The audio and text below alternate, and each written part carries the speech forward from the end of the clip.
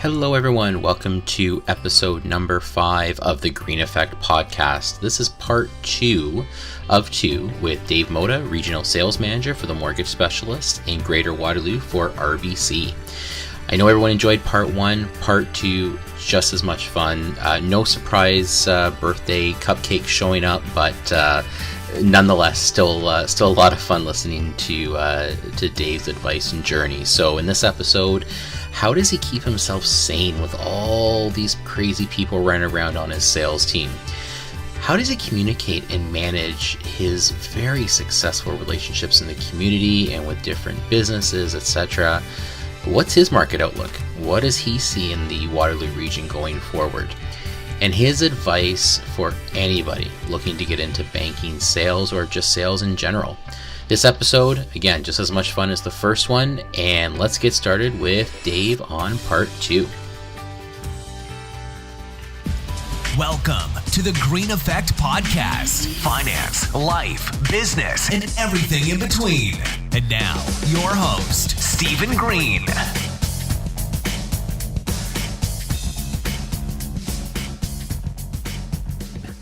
I've often said that, and I'm sure our team will be listening to this. Our meetings, romper room on steroids. Would that be a good way to put it? That's you saying that. That's not me. Just for the record. But, if this wasn't on video, you'd be like, nope, that's not what he's saying. No. But how do you keep yourself sane? Like how, we're all going a mile a minute. How do you keep yourself somehow in check? I think we all need to have that outlet that can help you unwind. Alcohol's usually good. No. For me, honestly, especially on Mondays when I have my back-to-back sales calls. I mean, they start at 8:30 in the morning. Those are bad days. And they go every half hour right till 4 o'clock in the afternoon. So that's pretty exhausting. And for me, the best thing is to make my way to the gym, throw around some weights, just take that last ounce of energy I might have and just kind of diffuse there, relax a little bit, take a sauna, and then I'm nice and relaxed by the time I come home and, just re-engage with reality. But I find that is for me anyway, is quite helpful. The other is, you may or may not know, I enjoy gardening. So playing around in the dirt, especially in the summer months, I enjoy doing that. And it just, helps me unwind and just chill out a bit. So I enjoyed that as well. So, yeah, that's about it, really. Yeah, whatever works, eh? Like whatever works. Unplug and disengage. Very, very important. Yeah.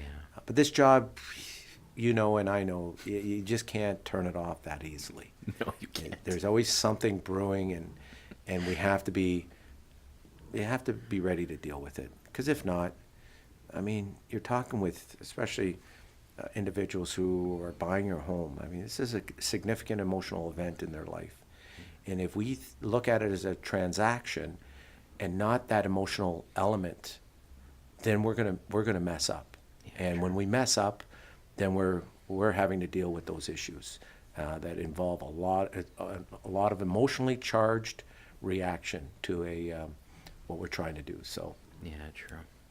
And I think that's where it's good having you, because how many times have I called you and said, I've lost perspective, you got to help me here, or I'm about to lose it, Dave, something's going to happen bad and you got to help me.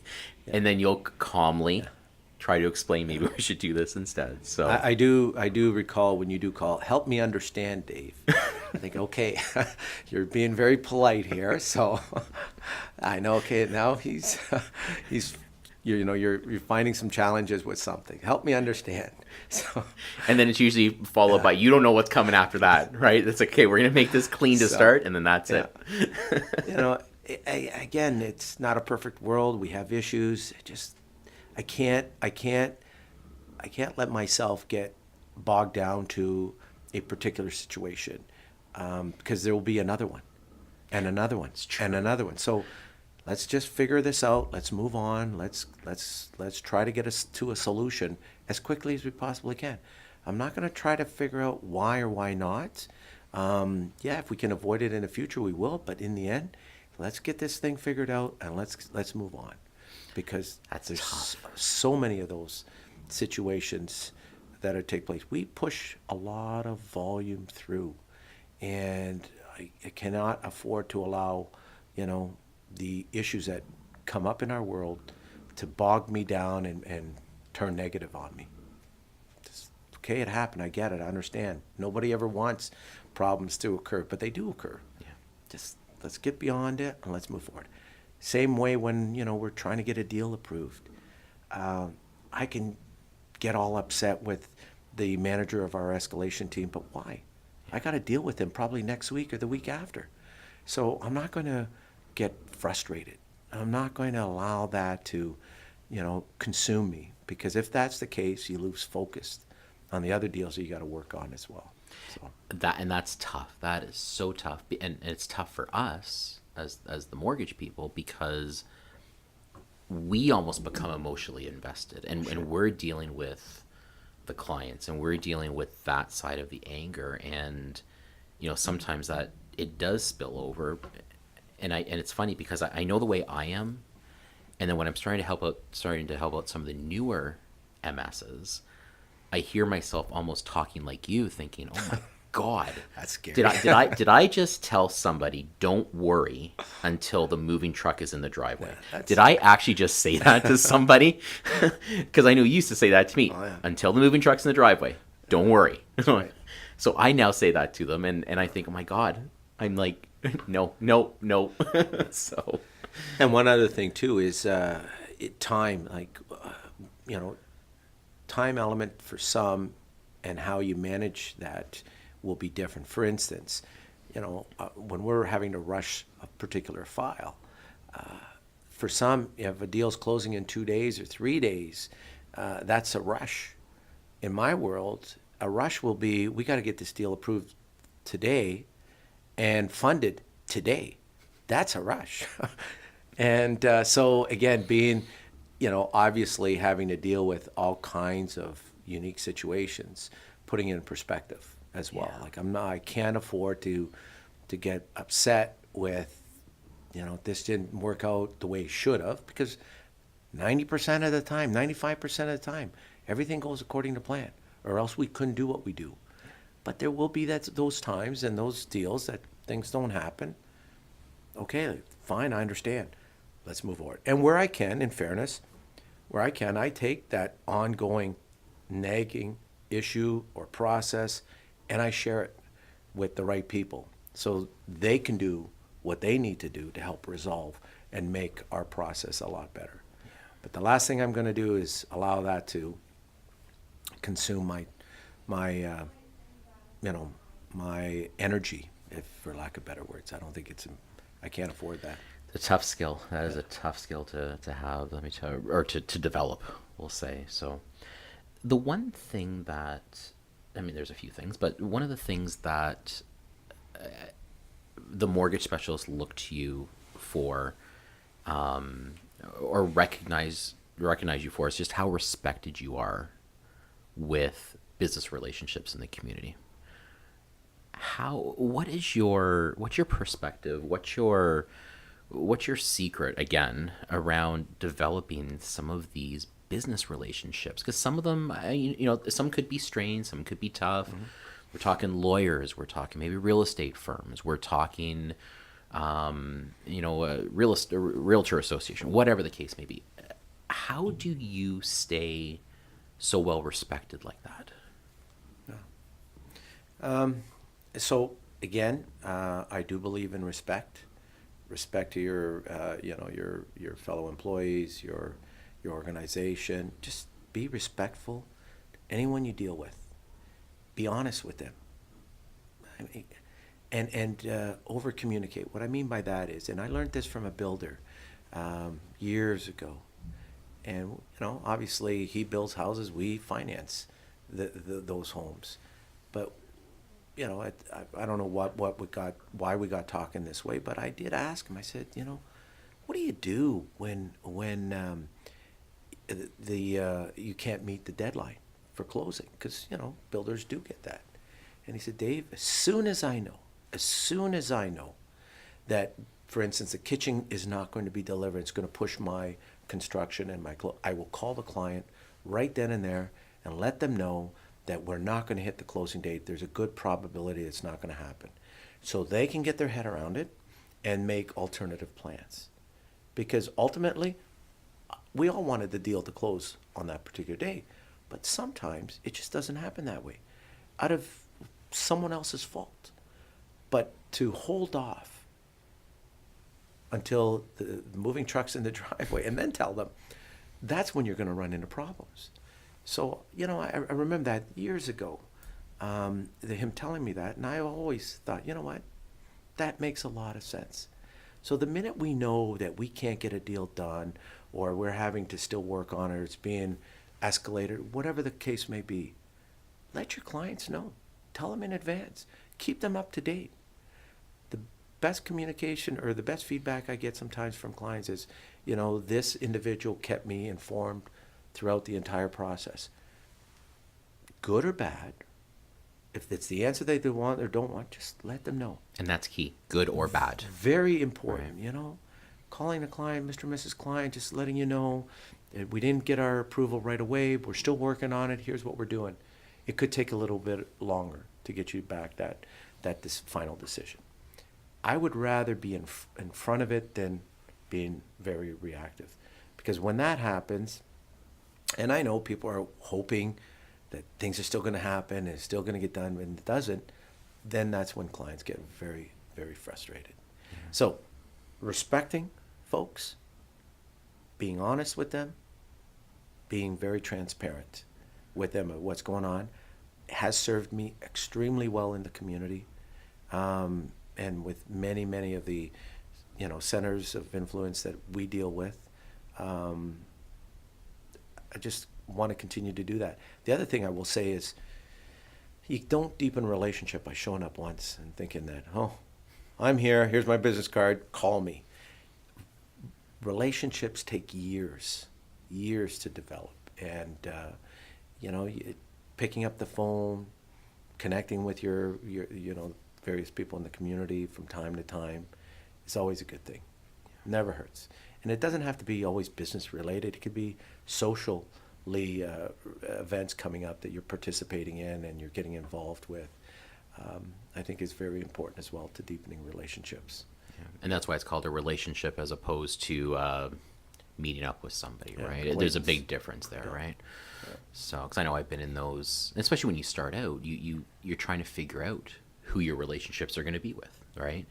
You have some pretenders, you've got some contenders, right? Mm-hmm. You just don't know. So, coming back to your earlier point around being honest, that is tough. That is tough for any salesperson or whatever job you're in, to be honest to the point that the customers know that you're in their corner, So, or I'll give an example where the second I know we may not meet a financing condition, I would rather have that conversation. Let's say the condition's up on Friday at 4:00. I'd rather have that conversation Thursday at 9 a.m. It's it's no one's heated, right? And just being honest. Your builder friend who said sometimes it just goes this way. My appraiser's taking longer. I can't move it, but now you got 2 days. We can let's try to figure out a solution. It's tough because you're worried about the repercussions, and that's tough. It's easier though, I think, when you're in front of it than defending it. Yeah. Letting people know versus reacting to someone who's now very emotionally charged. You don't want to be working on a file for 2 weeks only to tell them a day before that we can't get the deal done. That's going to be a very, very difficult conversation to have. Yeah, it's absolutely not one that we should be having. We want to keep them informed all the way through the entire process, if at all possible. Yeah, definitely. But again, it's a tough one. Definitely a tough one for the new guys to learn. So where do you see, switching gears a little bit, because I know you get all the reports and all the whatevers from the higher ups. Where do you see so Kitchener, Waterloo, Cambridge, where do you see our market going? Because I had clients in my office yesterday, and these poor first-time home buyers were trying to get in on a $400,000 home. Realtor had to jump through hoops to get 2 days on financing, default insured, and we're right back at this place we were last summer. Where do you see the market going? So we had the opportunity through another one of our affiliations participate at the CMHC forum on the economic outlook for the region.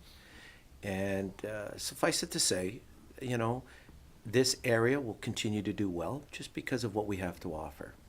We're a very well diverse community, technology, insurance companies, world-class educational institutions. We've got some strong manufacturing still happening here. So Kitchener-Waterloo does have, and is very unique, relatively speaking, to other parts of Ontario and likewise Canada. Ted also mentioned the fact and the concern over first-time homebuyers. Getting them qualified. Some of the regulations that have come in through OFC, will take a number of years to work its way through the system. It wasn't there to design, to make it difficult for first-time homebuyers. Eventually, as they were saying, we will all benefit from this because we couldn't afford to be doing what we saw in 2017, where the markets were just out of control, yada, yada, yada. And so in the end, we in this area will still do extremely well. Immigration is very, very strong. Housing can't really keep up with the level of immigration coming into this marketplace for all of the reasons I've just explained. I mean, including the transit system that we have, the infrastructure that we have here. It's just an amazing place to be. So I would certainly rather be here than perhaps other parts of Canada who might be plagued with an oil industry or something like that, very dependent on a specific sector. Here, we're well diversified.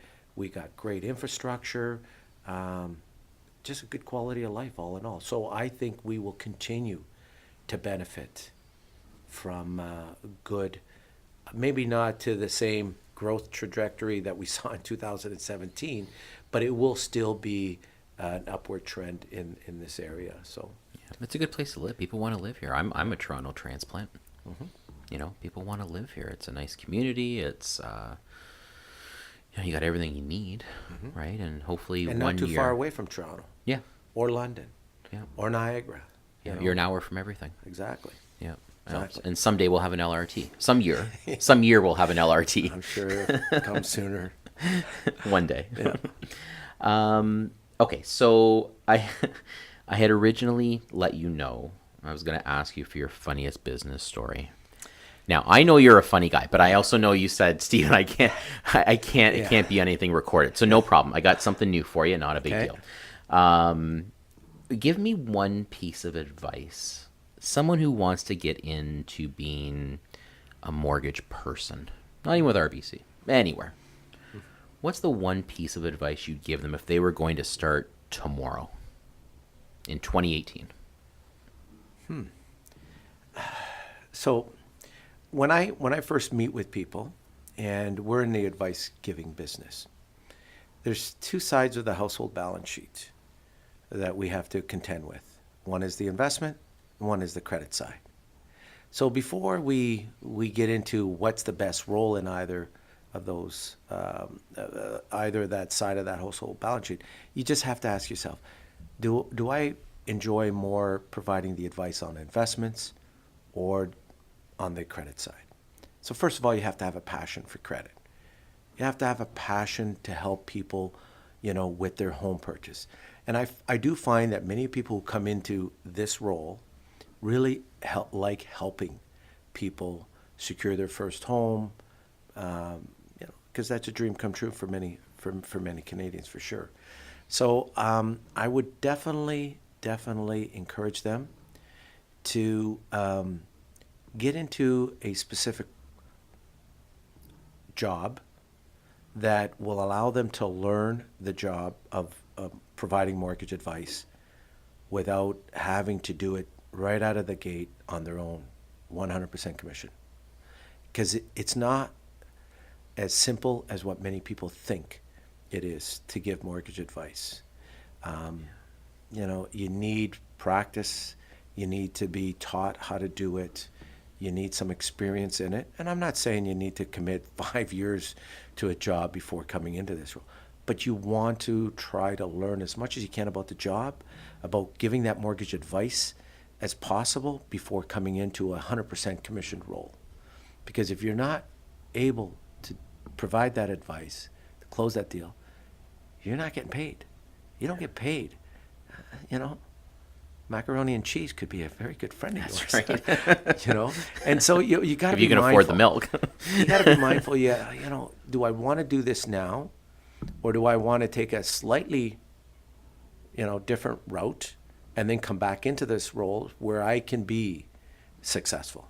If you take on a role of a mortgage specialist before you're ready, you're not setting yourself up for success. You're probably going to set yourself up for a lot of failure and discouraging, you know, yourself from maybe pursuing a passion that you really, really have, but you're not qualified for just yet. I had this conversation with someone not too long ago, and it was a career discussion, and I enjoy having those conversations. And I had nothing to lose, so I was honest with the person. If you do it now, you're not going to probably be successful. Brand new to the industry, go out there, you know, get a role as a banking advisor, someone in the branch, and learn a little bit about, you know, what the products are and while you're getting paid and looking after servicing clients, as opposed to just getting out there and saying, okay, let's do this mortgage without really knowing the difference between an insured and an uninsured mortgage, apporting a mortgage versus assuming a mortgage. Just lots to learn, right?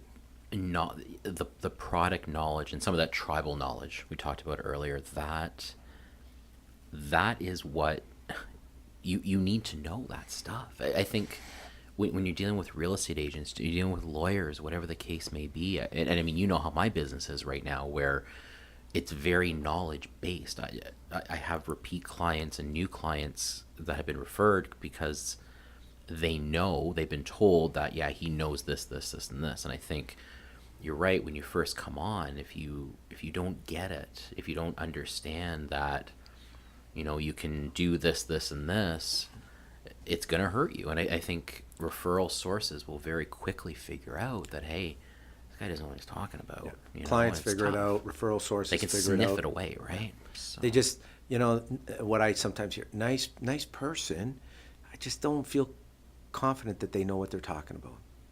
And so we can't afford that. And you can't afford that because unlike a simple transaction perhaps that you're conducting in a branch, involves maybe $1,000, you know, $2,000 transaction. In our world, we're talking hundreds of thousands of dollars. Yeah. And if we don't give the right advice, we could be making thousands of dollars in mistakes that we can't afford to be doing. So we need to make sure that a person is prepared to provide that advice and knows what they're talking about. Yeah. And that's not to say that we're perfect. We all make mistakes, I get it. But we want to be as ready as we possibly can be by the time we get in front of that client. Yeah. So. Yeah, no, it's very true. It's and I think having the understanding of just, we talked about building relationships, right? Having that understanding of how difficult that really is. That is not easy. To your point, it's not one meeting, it's not two, it's constant, you know. And to pull something out of my favorite movie, The Godfather, I remember one thing he said, you know, the reason why he's done so well is he's always tried to make money for others. And I think when you're dealing with a relationship, it's not sitting there saying, hey, give me mortgages or give me this, whatever. It's how can we build this together? How can I help you build your business, right? Mm-hmm. That's how you build a relationship. It's not just about you. Absolutely. It's about both sides, right? So, Absolutely. Okay, top 5 list. You ready for this? Did you write this down? Because I sent this to you in advance, or you got it ready. You got it ready. All right. What have you learned as a leader, manager, or babysitter sometimes over the years? Give me your top 5. Well, as mentioned before, a level of respect has to be number one. Respect for the organization, respect for your employees, respect for each other. I mean, there's got to be a great degree of respect, first and foremost. Honesty. Guys, there should never be a reason for people to lie. Be truthful with people all the way along the way, and that's honesty / transparency. Mm-hmm. No one is intentionally wanting to make mistakes, but we make mistakes, we own up to them. It is what it is. There's so those two are very, very important. So respect, honesty, transparency. The other would be communication. If you can't communicate with people, I'm sorry, you're not gonna be successful in this business. I would rather sometimes people over communicate than under communicate. We live in a world we're so connected. What's it take to send out a quick, hey, Stephen, just letting you know, we're still working on your file. We're waiting for that appraisal. Whatever, 2 seconds, boom, right? And I think we have a certain degree of respect for people who are able to get back to you with some information that you're wanting to know about. So be mindful of that. So communication, it doesn't matter if it's with me and my team, with me and my boss, with me and national office. Sharing communication communication is extremely important. So that's also, I think, very, very important. And you may or may not agree with this next one, but I think change is a good thing. And it only sometimes helps stoke a fire that has been kind of it's in the coals, it's not, there's no flame anymore. And then all of a sudden you poke it around a little bit, change it up, and then all of a sudden you get the flame happening.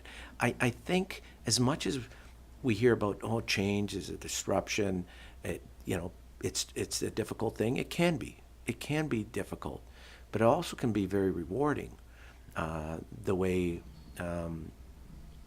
you achieve what you want to. So if you do everything always the same way, we know what the outcome's going to be. But if you change it up every once in a while, this is different, feels different. I think we all, as much as we might not want change, I think we're all okay with change, providing you're communicating, you're telling people what's the why behind it. I think you're going to be okay. So welcome change is certainly not a bad thing. So how many is that? We're counting transparency as part of 4.5. Yeah, so 4.5. You got one more. Honesty and transparency were the same. Yeah. But that's one too. I mean, transparency is definitely. I mean, I don't think it's necessarily connected to honesty. I think it is a totally separate thing because it is tough. It's tough to be transparent. Right. I mean, and again, you're probably going to think that maybe I'm completely educated through TV and television shows and movies, but I remember another line. It was a doctor show, and the one guy. Seuss? No, not Dr. Seuss. Not. I'm not going to break out in rhyme. Grey's Anatomy. If George is listening to this, I'm in trouble because he always makes fun of me for watching shows like that. But I remember the one guy said, if we're just honest and we apologize, if you're going to make mistakes, it's going to happen. I have made mistakes. There are people listening to know that I've made mistakes. What did he say? He said, if we're just honest and we apologize for what's happened and fix it as much as we can, mm-hmm. I think he said the lawsuits are dropped by 90%. Mm-hmm. And I always thought, I'm like, you know what? I've had that conversation and I'll just be honest. And you don't normally get anything escalated to you from me. There'd be an odd thing, but I'm just honest with people. This is what I have done. Mm-hmm.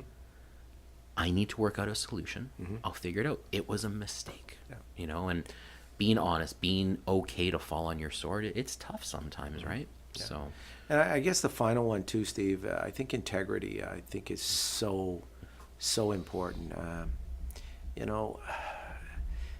this world, one of the things that's near and dear is your personal brand, my personal brand, my reputation, my integrity.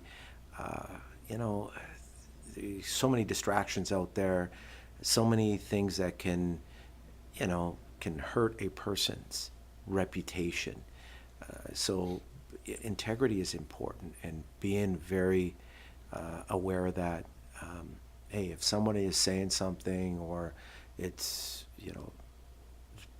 being told that information out there that's not right, get in front of it.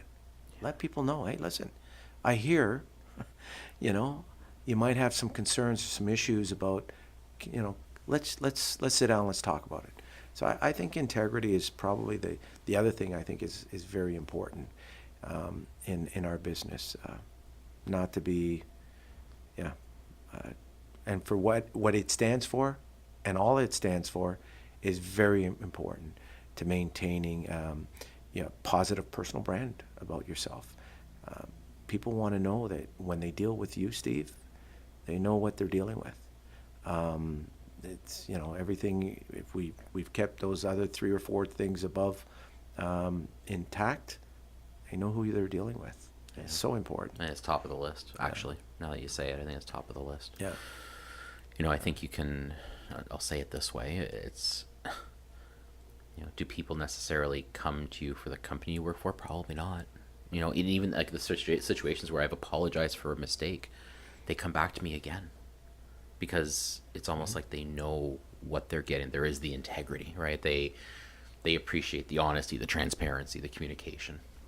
There's something to be said for that. There was I was watching just last night this whole midterm elections that took place in the States, and one of the senators of Virginia, who is a Democrat, who also will vote, for various different Republican agenda items. He says, I'm not, to your point, I'm not part of this political tribe. I will vote for what's best for the country and what's best for the people of my state. And I thought this guy was on to something. As much as he's a Democrat, and of course the media was trying to, would you not, vote in the way your party's wanting you to vote? He says, I will always vote, regardless of what it is, for what's best for the country and what's best for the people of Virginia State. And good for him. And again, as much as the media was trying to get him going, he just said, that's why I won this election. That's why I will continue to run this way, is because I will vote for the right thing for the country and the right thing for the state. And if it happens to be part of the Democratic, or if it's part of the Republican, so you know what? I listened to this and I'm thinking, yeah, that guy would get my vote for sure, regardless of what party he was. Because they said, why didn't you even run for an independent?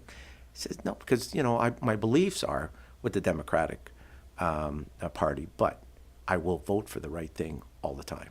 So imagine someone being elected based on being honest. Yeah. Oh, crazy. That's a crazy thing. Yeah. So, well, Dave, thanks for coming on. And now I think people have now they've listened to the podcast, I think they'll understand why I wanted to have you on. And I think I know I've learned a lot from you, and I know that speaking to colleagues, it's the same thing, and we're in a real estate office right now, and I know that there's a saying up on the team leads wall: people leave leaders, not companies, right? And I think that holds true, and I think you've got a number of people on your team that have been around for a long time, and and that's a good thing, and I think, right? It's a good thing. I would say so, Just yes. double checking, okay? Yeah. Just double checking. So, thanks for coming on. Loved having you, and maybe we'll have you on again in a year and sure. See if you still have the same positive outlook. So, but thank you very much for coming on. It's been great having you. Thank you for having me, Steve. All right. Appreciate it. Okay, folks, make sure you listen into the next episode. Should be coming up in a couple of weeks. And until next time. And there you go. There is part 2 of Dave Mota, my boss, someone who I'm really, really proud to work for. And I hope you got something out of that. I even did. There's some neat things I didn't realize about Dave. And apparently his gardening skills. So we'll have to see how he does with that going forward. Anyway, again, thanks for listening. Make sure you follow me both Facebook and Twitter. Handle is RBC Stephen Green, and we'll talk to you next time. Thank you for listening to the Green Effect Podcast. Subscribe to this podcast on iTunes or Google Play so you catch the next episode. And don't forget to leave a review. Much appreciated.